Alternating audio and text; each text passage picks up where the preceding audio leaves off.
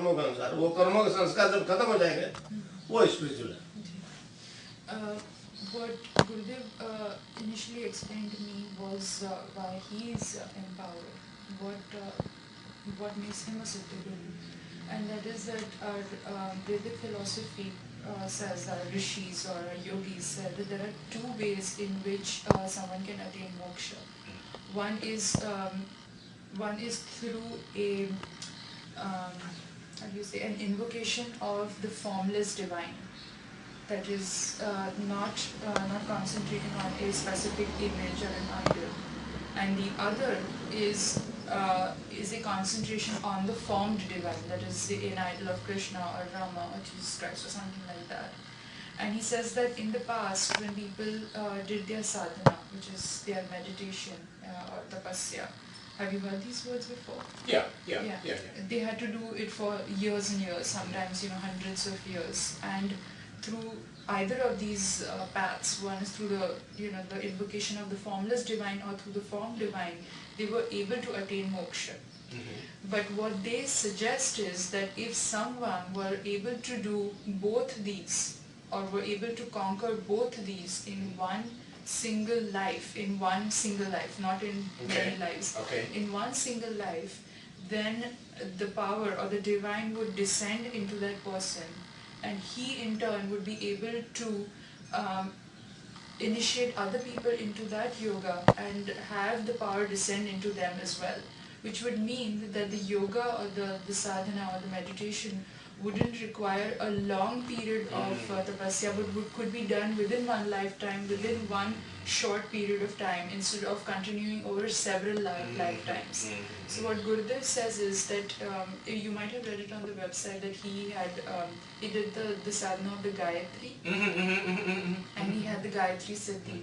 And Gurudev also has Krishna Siddhi. So the Gayatri is the Siddhi of the divine formless, and the Krishna is the Siddhi of the divine form, and these are together in the body. So what he says is that he can only take you on that path which he has been on, and so he can take you to his level of evolution, which would mean that he has realized himself and he has become an immortal being, and so he can take you to that level of consciousness in turn. And so for that to happen, our Vedic Rishi says that the body has to first be completely fit, and the body and the mind. So they say that yoga is sort of, it can be, they sort of compare it to like a mythical boon-giving tree, which is what we call the Kaltaru. The Kaltaru means it's a mythical tree that if you sit under it and you wish for anything, it gives you that, it grants you that wish. So the yoga they compare it to a mythical wish-granting tree. Oh, okay. So once you realize, once you become sort of concentrated in that effort, anything that you wish for is granted to you. And so he says that happens on 3 levels: physical, mental and spiritual. It cures physical disease, mental disease and spiritual disease. Okay. So the first 2 science has been somewhat been able to deal with. Sure. But they don't know what spiritual disease is. So what Gurudev says is that spiritual disease means seeds of your past, that seeds of your karmas from your past lives. And unless and until these are not dealt with, you will constantly be assaulted by physical, mental and material problems. So once spiritual disease is dealt with, you automatically you become sort of a vessel for anything that the divine has to give you.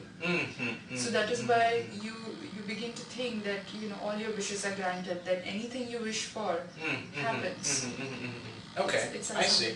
Yeah. एक और समस्या मैंने कर दी विज्ञान के लिए खड़ी। वो लड़की जो है ना, जमीन से 1 फीट ऊपर उठ गई, और फिजिकल बॉडी ऊपर क्यों उठ गई? मतलब ये दूसरे तो फिजिकल बॉडी तो वही रहते हैं, कारण शरीर से आप कहीं भी जा सकते हो, मगर वो फिजिकल बॉडी जो है सबटल तो उठ जाए, फिजिकल कैसे उठ गई? ये न्यूटन और आइंस्टाइन वालों के लिए समस्या पैदा करती। मैं ये बताओ कि जो ऐसा हुआ एक लड़के। There are a few of Gurudev's disciples, and he remembers one specific disciple. It's a little girl about the age of 10 or 12, who when she meditates, what's that word? Levitate. Levitates. She levitates and she levitates to a foot above the ground. And so Gurudev says that, science thinks this is some kind of miracle or magic. It's not, it's nothing like that. What happens is that once you realize yourself as not being tied down to the material plane, you become free from the force of gravitation, because you realize that you're free from any of these material things that hold you down. And that is why you levitate. And that's an outward manifestation of that, and that's why it defies, you begin